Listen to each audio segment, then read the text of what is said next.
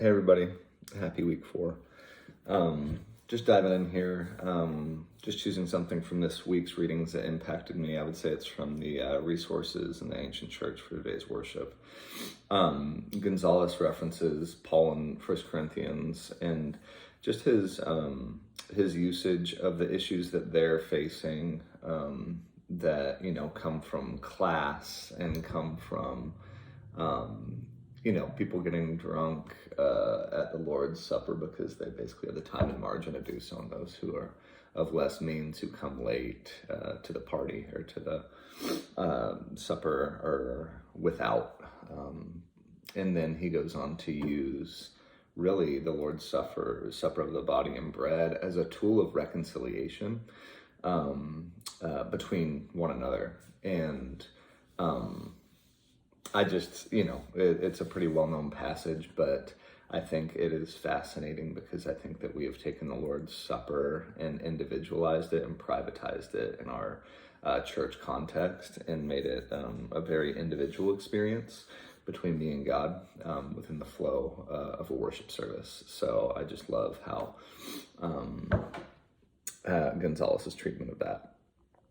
In terms of mission theology and those 7 mission theologies, and just primary framework, I'm going to combine questions 2 and 3 here to share about which of those 7s, are that my conviction leads me to, and then just an expression of living those out combined with, what our church does. So at the church that I'm currently at, I would say mission is presence is the primary mission theology.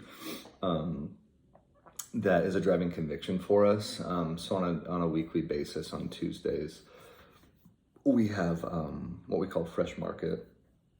So we have a lot of food and that we set up in the parking lot, and it really is kind of like a farmer's market for those who might be just more in need for your basic food necessities.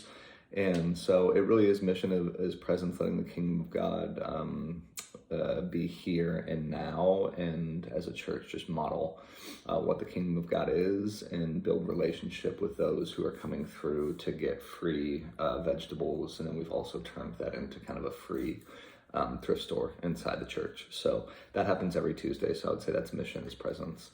The church that I came from for the last 11 years, I would definitely say mission reconciliation. Mission is reconciliation.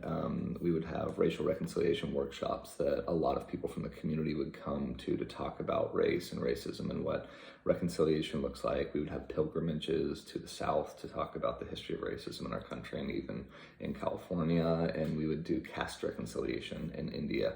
So I would say that was definitely our mission theology, was mission as reconciliation. I think a question from this week's topics that I want to discuss, I think it just goes back to that first learning from Gonzalez. And I think the question for me as someone who leads a congregation of young adults is, how can we be a church that teaches and preaches about the Lord's Supper in a way that is truly a practice of consistent reconciliation within the body, not just between us and God, but between us and one another? And what would it look like for us to teach, preach, and practice the Lord's Supper as reconciliation between you and me and between people groups? So that's the question I have. All right.